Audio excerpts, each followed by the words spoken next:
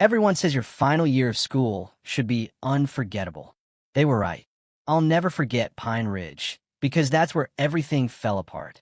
That's where secrets spilled, friendships shattered, and where someone disappeared and was never seen again. It started like any school trip.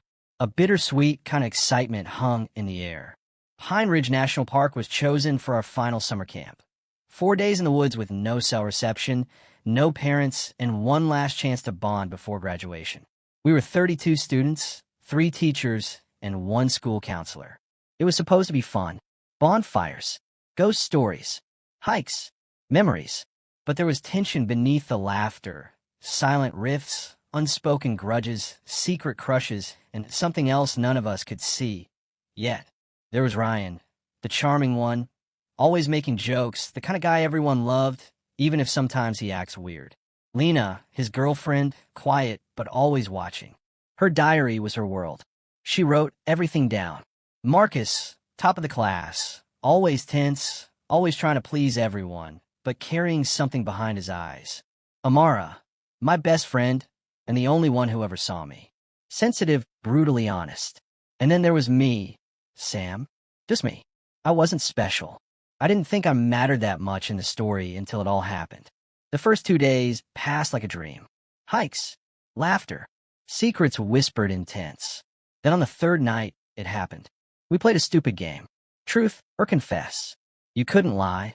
And if you did, someone would know. That was the rule. Ryan went first. I kissed someone who isn't Lena. Everyone gasped. He smirked, pretending it was a joke. Lena didn't. Her smile faded. Amara whispered to me, "He's not joking." Then it was Marcus. I saw something I shouldn't have, and I haven't told anyone. He wouldn't say more. When it came to Lena, she refused. So it was a dumb game.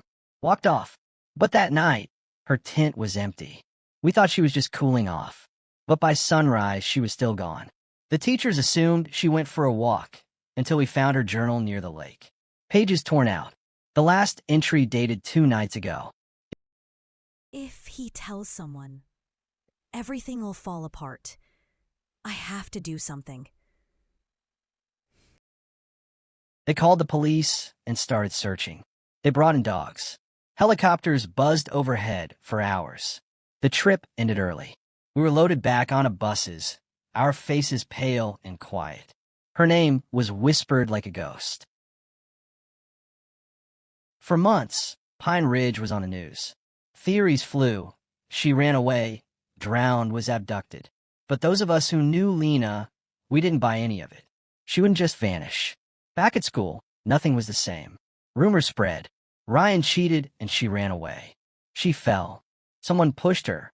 She's not dead. She planned it. Ryan acted like nothing happened. He made jokes, but I saw the panic in his eyes. Amara stopped speaking to us after that summer. So we didn't get it. That Lena had told her things she couldn't share. Marcus kept trying to dig. He even went back to the camp. Alone. But the trail was cold. Then, 2 weeks later, Marcus came to me, pale, trembling. He wanted to talk. We met behind the gym after school. I saw them. Ryan and Lena, arguing by the lake. He grabbed her arm. She shoved him. He said something about a photo. Something he took. Something she threatened to show. What kind of photo? I asked. He looked down. I don't know, but whatever it was, he was scared. He gave me a flash drive. Said it was in Lena's bag the night she vanished. Said he took it before the teachers arrived. I took it home. The video was grainy.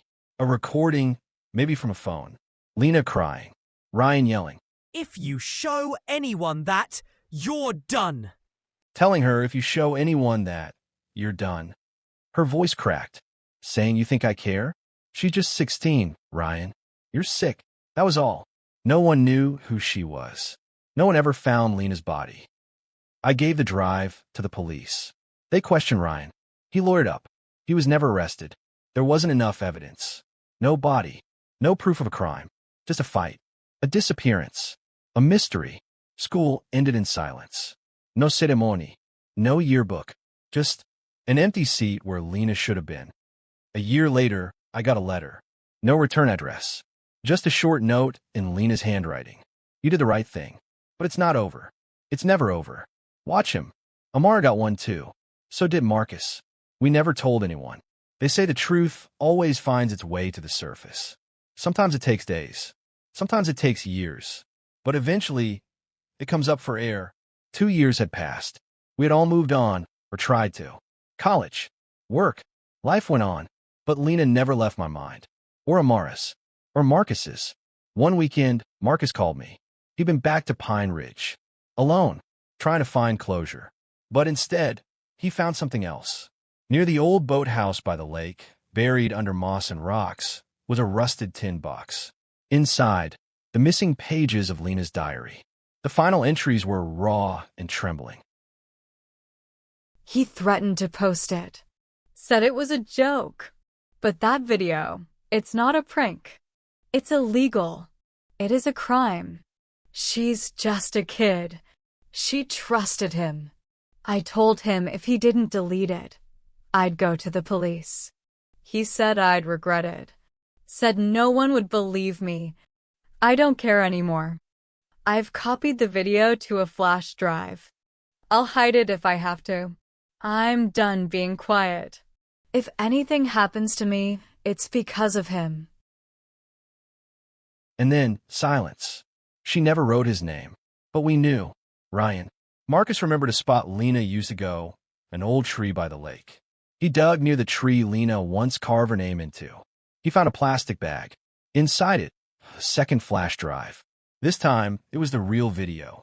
It showed Ryan at a party at his cousin's place, months before the camp trip, laughing, filming a freshman girl passed out, unconscious, exposed, undressed. Ryan, filming, laughing. His friends laughed too. The girl was 15. Lena had tried to stop it from ever surfacing. Ryan had threatened her when she found out. This time, there was no escape. We gave the footage to the police anonymously. Ryan was arrested within a week. The girl in the video came forward. Her parents pressed charges. Marcus gave the diary pages to the authorities. The pieces fit now. Un motive. A timeline. A reason Lena would be silenced. And then, finally, they searched the lake properly. Divers found her. Near the edge, in deep reeds, they found the remains of a body, tangled in branches. DNA confirmed it was Lena. The trial lasted 6 months. Ryan didn't speak during the first few interrogations. But when they showed him the footage, Lena's journal, the bruises, the flash drive, he broke, not with regret, but with frustration, as if the truth had cornered him. It wasn't supposed to go that far. She said she'd tell, that everything would be over for me.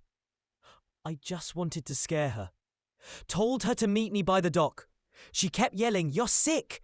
Said she'd call the cops. I pushed her. She hit the rock. She went still. I was frightened. I thought she was dead. I panicked, tied her wrists, dragged her into the lake. I didn't know she was gone.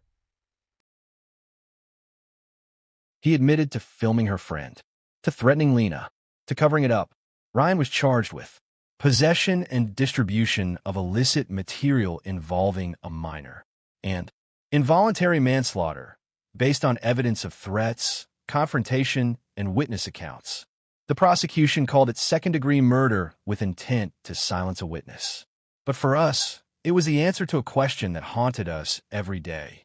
Why? His friends turned on him, so they had always known something was off. Typical. Ryan was sentenced to 18 years in prison. Not enough, maybe, but more than anyone expected. We attended her memorial. Small, private, just her parents, a few friends, and a teacher who always believed her. Her mother whispered to me as she held Lena's framed photo. She was brave. She did what none of us could. Thank you for not letting her be forgotten. I visited Pine Ridge one last time. At the edge of the lake, I placed a new journal. Inside, I wrote just one thing. You were right. You were brave. We heard you. We'll never forget. And just before we left, Marcus turned to me and asked, "Do you think that's what she wanted? Justice?" I didn't know how to answer, but one thing was clear. She had tried to speak, and now the world finally listened.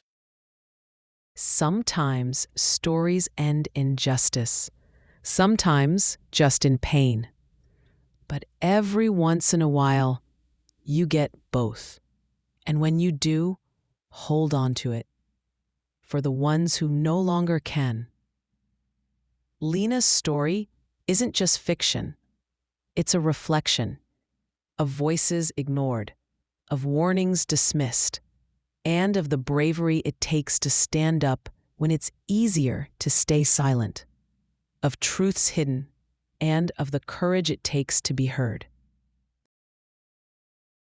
What would you have done if you were Lena? Should Ryan have received a longer sentence? Leave your thoughts below. And if you've ever felt unheard, we're listening. If you're interested in stories of disappearances that defy reason, mysteries that haunt, crimes that unravel slowly, and voices that deserve to be heard, subscribe for more.